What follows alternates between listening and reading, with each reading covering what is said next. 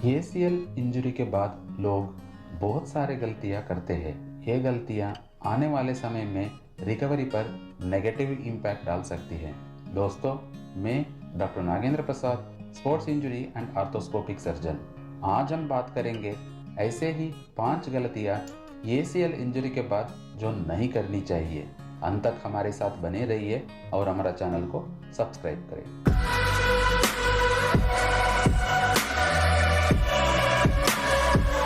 ACL injury के बाद की सबसे कॉमन गलती है इंजरी के तुरंत बाद सही सलाह नहीं लेना। आपको एक बात समझना जरूरी है, हर तरह की एसीएल इंजरी में सर्जरी की जरूरत नहीं होती है। ग्रेड 1 और लो ग्रेड पार्शियल टियर है तो सही समय पर सही ट्रीटमेंट लेने से आने वाले समय में कॉम्प्लिकेशन से बच सकते हैं। इसको नेग्लेक्ट किया तो पार्शियल टियर बाद में कंप्लीट टियर भी हो सकती है। इसलिए इंजरी के तुरंत बाद एक स्पोर्ट्स इंजरी स्पेशलिस्ट का सलाह लेना चाहिए। हमेशा एसीएल चोट के तुरंत बाद रेस्ट और आइसिंग करना चाहिए। कुछ समय तक नी ब्रेस पहनने से घुटने को रेस्ट मिलता है और हीलिंग भी जल्दी हो जाती है। दूसरा है एसीएल टूटने के बाद सही समय पर इसका इलाज नहीं करवाना। एसीएल घुटने का एक बहुत ही इम्पोर्टेंट लिगामेंट है। ये घुटने को स्टेबिलिटी देता है और पैर की हड्डी आगे की तरफ लचक मारने से रोकता है। इसका मतलब ये है कि इनडायरेक्टली हमारा घुटने का कार्टिलेज को घिसने से बचाता है। एक बार एसीएल पूरा टूटने के बाद घुटने की स्टेबिलिटी खत्म हो जाती है। इसके बाद बार बार लचक आना चालू हो जाता है। कंप्लीट एसीएल टियर के बाद एक बार सूजन और दर्द कम हो गया तो नॉर्मल चलने में इतना परेशानी नहीं होती है, लेकिन रनिंग करने में, जंपिंग करने में और अनइवन सरफेस पर चलने में बार बार लचक आती है। ये लचक की वजह से मेनिस्कस फट जाती है। धीरे धीरे से कार्टिलेज घिस के डैमेज होना चालू हो जाता है। आने वाले समय में ये नी ऑस्टियोआर्थराइटिस का कारण बन सकता है। इसलिए एसीएल पूरा टूटा है तो नेग्लेक्ट नहीं करना चाहिए।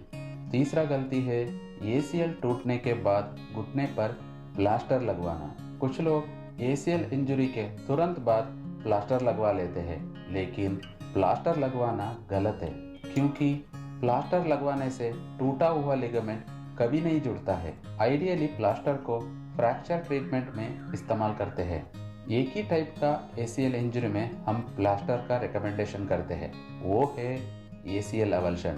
इस कंडीशन में एसीएल टूटता नहीं है, लेकिन हड्डी के साथ उकड़ जाता है। उकड़ा हुआ हड्डी अपने जगह से नहीं हिला तो तब हम प्लास्टर का रिकमेंडेशन करते हैं।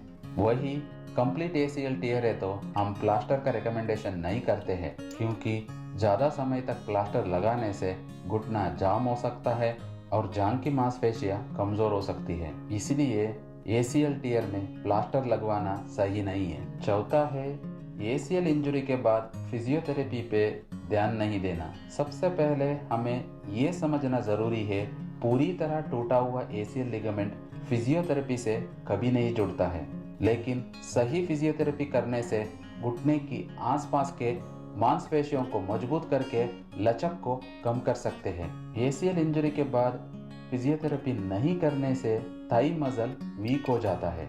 इस कारण से सर्जरी के बाद की रिकवरी में परेशानी आ सकती है। इसलिए लिगामेंट इंजरी के बाद सूजन और दर्द कम होते ही मांसपेशियों को मजबूत करने के लिए फिजियोथेरेपी करना चाहिए। पांचवा गलती है सर्जरी से पहले स्पोर्ट्स एक्टिविटीज में वापसी करना। जैसे मैंने पहले बताया, हर तरह की एसीएल इंजरी में सर्जरी की जरूरत नहीं होती है। Low grade tear, partial ACL tear बिना सर्जरी के ठीक हो सकता है, लेकिन ये पूरी तरह ठीक होने तक पेशेंस रखना बहुत जरूरी है। समय से पहले सब कुछ करने लगे तो पार्शियल टियर कंप्लीट टियर में बदल सकता है। इससे और ज्यादा नुकसान हो सकता है। इसलिए पूरी तरह रिकवरी होने तक सावधानी रखना चाहिए। आशा करते हैं ये वीडियो आपको फायदेमंद होगा। आप भी एसीएल इंजरी से परेशान है तो नीचे दिए हुए नंबर पर अपना एमआरआई भेजकर फ्री एक्सपर्ट ओपिनियन ले सकते हैं।